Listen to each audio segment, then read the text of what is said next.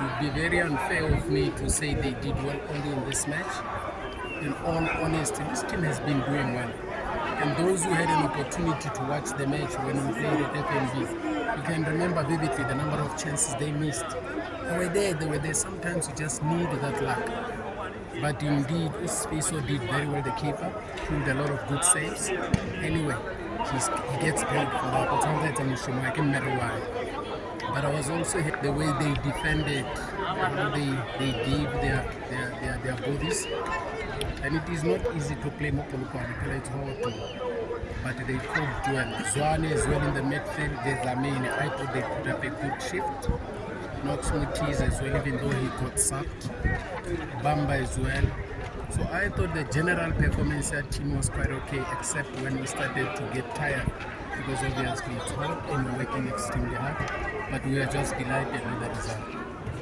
And because on the negative, we did not even look at what has been happening. In fact, we looked back at it and said, one of the reasons, in fact, the clip we played for them before we left the meeting room was about pain and growth. We were saying, what is the cost of a cup of coffee? Cost of a cup of coffee is about 30 rand. What is the price you pay for a cup of coffee? But what do you pay for growth? Pain is the cost for growth. So the pain they have gone through, no team in the Premier League has grown like this team because of the pain they went through. So sometimes we tend to not want to pay the price, and as a result you can't get the commodity. But the commodity is success. The cost for success is pain. So you could as well go through that pain so that you get your success. And that was a theme of our discussion. And then they embraced the theme, embraced the pain, and said, you know what, we have grown, we are better people than who we are. Because you learn more from a defeat than a victory. If we had won this match here, we had lost this match here, we would be living here having seen a lot of things that we're supposed to correct. But now it's gonna come down and think that, oh goodness me, everything is okay. It's only 2 days or so. The credit must be given to Mabuti Kanyeza, Lemusa Pilankulu, komphela the technical team. They did the work. You can't do anything in 2 days except just to be there, maybe ease the pressure, and then try have a bit of influence in terms of energy. Look like you are relaxed, you are cold on the face, but your heart is burning, is on fire. It's part of life. You have to be more pretentious. If you're a coach and not an actor, you won't make it. At some stage, coaches must fake and fake until they make it. And this is what we need. You fake happiness when you're burning inside, and then it rubs off the players. Coach, you spoke about being in the team for 2 days. How important was it for you to instill some energy in those players? Because surely they were not winning. I think, first of all, we have to consider the level of risk.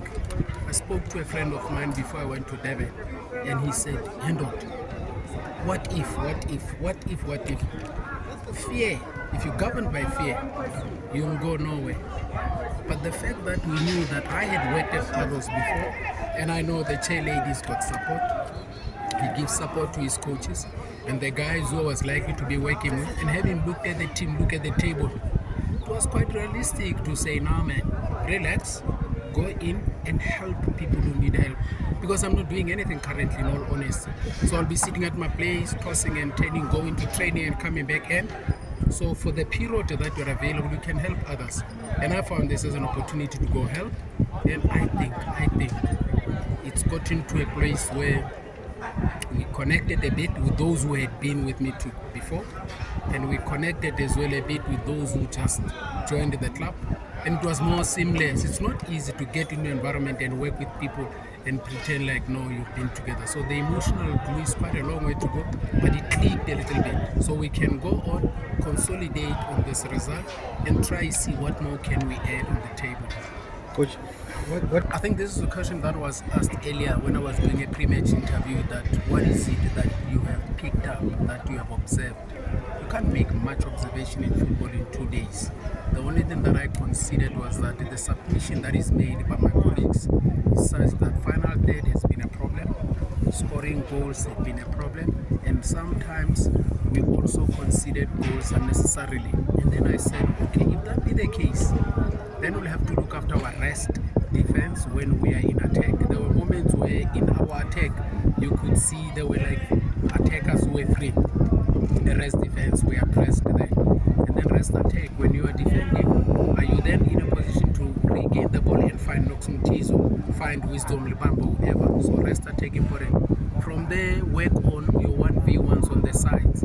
So on the sheet of objectives for us today was, can we have a good rest attack, good rest defense, and have good one-on-ones on the sides? And if you were to ask me, they passed the test today.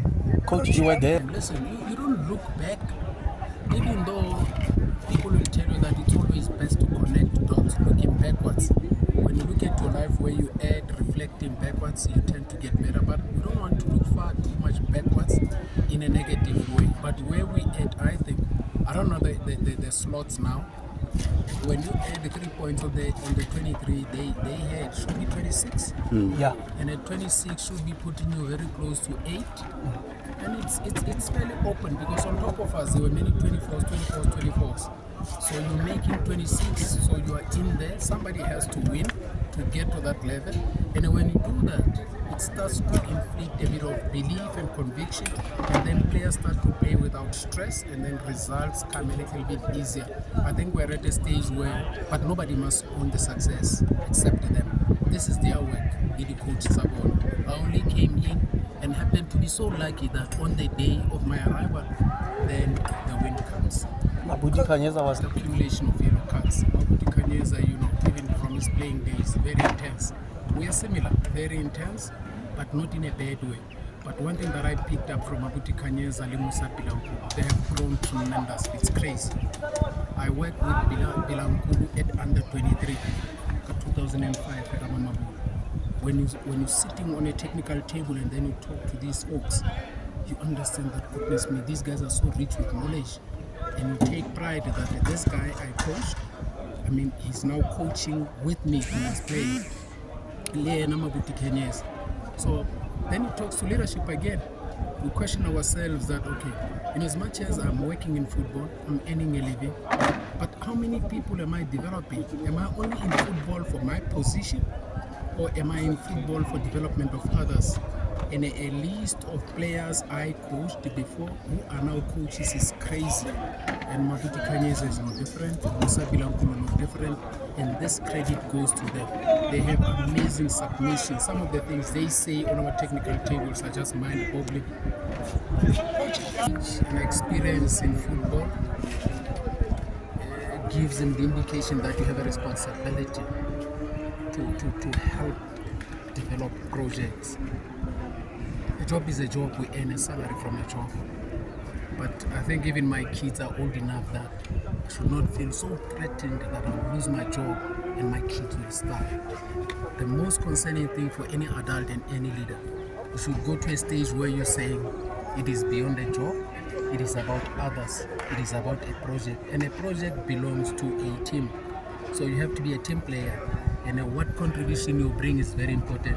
So I love more to be part of a project than a job. I can have a job and survive alone, that's selfish. But in a project, you help others survive. How long is this situations and make players feel better? We have a primary responsibility. Listen, our people are going through a lot. Young kids are going through a lot. There's no hope, there's no this. So why don't we use football as a vehicle to affect, involve, impact, and change people's lives?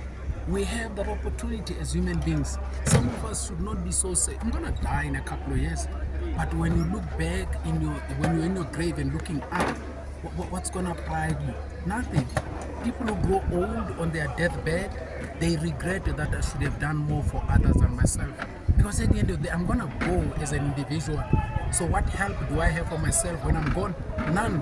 But the help that you have for others is the one that's going to be transferred to others who come behind them. It becomes generational. Very important. Coaching measured. And I know exactly your line of thought. It is beyond thinking. It is more emotional. And it goes into the depth of a conversation that has to happen that most of us avoid. Go to Pep, go to Mourinho, go to Ancelotti, go to all these top coaches. They can show you every visible success, shining trophies in their cabinets, but they still remain empty. And then go to those coaches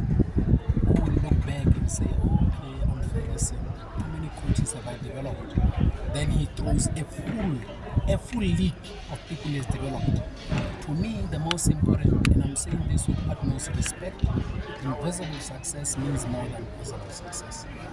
Visible and shiny success of trophies, I do have. 2004, Hopla Rewina, Kosafa, Kabo, Cheesy, Rato Chabango, and all that. I can mention them and mention them, but it's not okay, man. It's like now I'm calling myself. If I call myself, my phone will say number busy.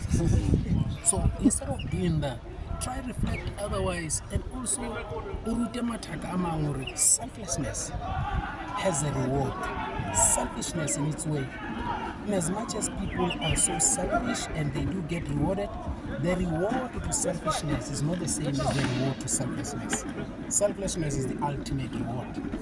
The beauty when you look at things and then you see that, but this was a seed, and then you're looking at the forest.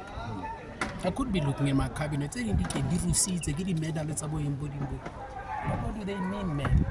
But when you go out to goodness me, Paulus Masi, goodness me, Duncan Lichis, the same Hiban, Musana Tama Hiban, Vincent Kobola Hiban. There's a lot of guys, and they even demoted on things solos. I left Tiger Mutoto, Le Musanya Tama. Listen, Akiamu briefcase game I know of coaches we worked with, you would never get anywhere close to their briefcase. Laptop, how we the pin for. They hide information like I'm telling you, it's like a pin code to a nuclear weapon. No, man. Open yourself up, let others suck as much as they can, because the blood they suck out of you is a blood that's going to be transferred to others for their growth and development.